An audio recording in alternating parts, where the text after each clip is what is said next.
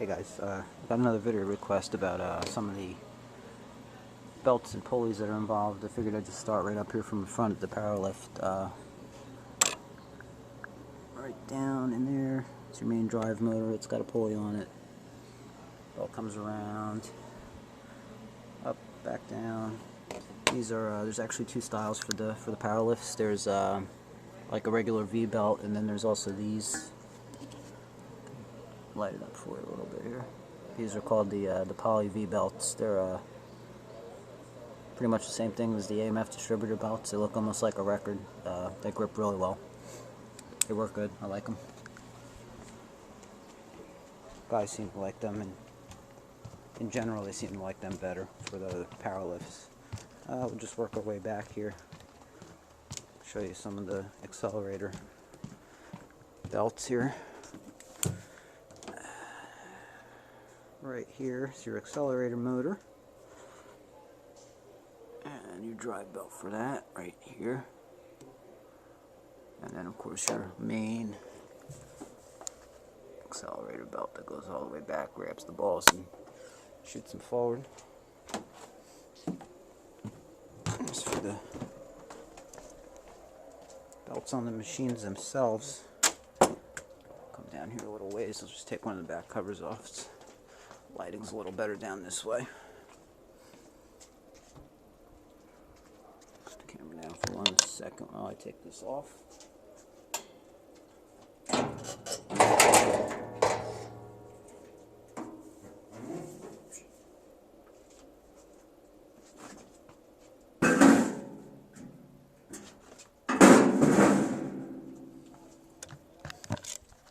Okay. As you can see with the back cover off, there's all kinds of belts twisting and turning. Your main belts right back here on the motor.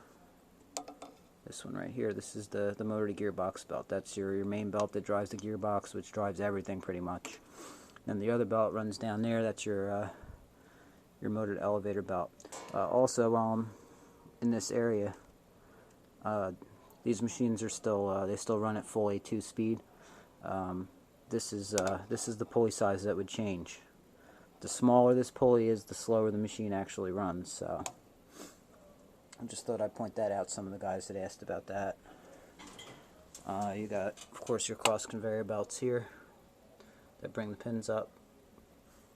These are all, even the newer machines, the old style. When you change them, you have to take off the micro switch for the cross conveyor rollers. Apparently with the newer style ones you don't have to do that, but not that big a deal. It's two little screws and nuts, nothing major.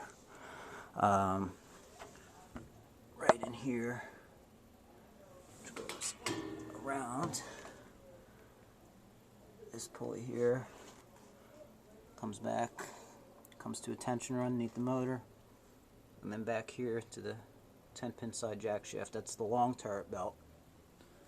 I don't even know how I can try to get this one. It's a bad spot, but underneath the turret, just to back here, is a cover under there. So even dropping the deck isn't really going to help, but you can see that. That's the short turret belt. That's the one that causes the infamous whining when they're turned on. They haven't run for a while. See, I don't think this one whines, but nope. Not gonna whine. Right back here, this is all this is on the 10-pin jack shaft. That's your cross conveyor drive belt. It's a tensioner, as there is for most of the belts. That just runs down here to the bottom pulley and just drives the main cross conveyor belts. Okay. Coming back here. This belt right here with the twists in it, that's your cross drive belt, because your motor to elevator belt drives the 7-pin jack shaft.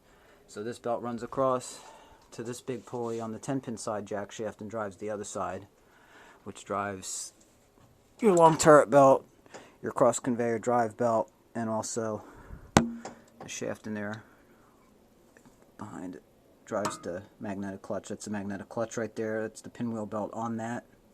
So when that disengages, it stops the pinwheel. You also have your ball wheel belt. which is right up here, runs underneath the ball wheel. There's also, I don't know how well I'll be able to get this, but there's a belt to drive the shaker board all the way down in the back corner right here. That's another belt. Like I said, most of them have tensioners somewhere along the lines for it. Like you have your tensioner right there for the ball wheel belt. There's another one behind it for the motor to elevator belt. One of the few belts that actually doesn't have it is the motor to gearbox belt. That's all controlled by the position of the motor as far as how much tension's on that. That's pretty much it for belts. Let's see, this is the ball wheel belt here again, coming around. Pinwheel belt just wraps around. That's pretty much it. I'm just turning the machine on real fast. And I mentioned that short turret belt. Let's see if I can get a better view from the front, maybe. It's a hard belt to try to see, really. You can see right here. That's the front of it.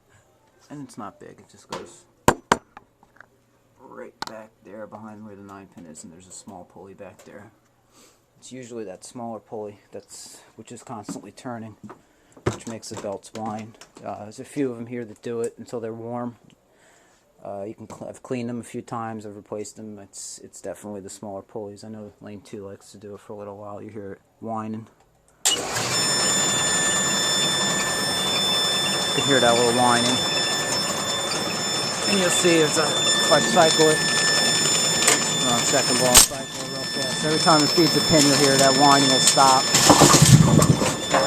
And once the belt warms up a little bit, it'll stop altogether. It's been pretty bad this summer for the whining. It's been kind of humid here. You see, every time the turret indexes and that belt's actually turning, the whining will stop. For the most part, though, that's your major belt. There are quite a few. There's a lot more than on an AMF machine, but it's nothing too crazy. Hope you guys enjoyed the video. Please do keep the requests coming because I never know what you guys would like to see. So I've been getting a few of them, which I try to answer as soon as I can. I appreciate that. And I'll see you later, guys. All right? Bye.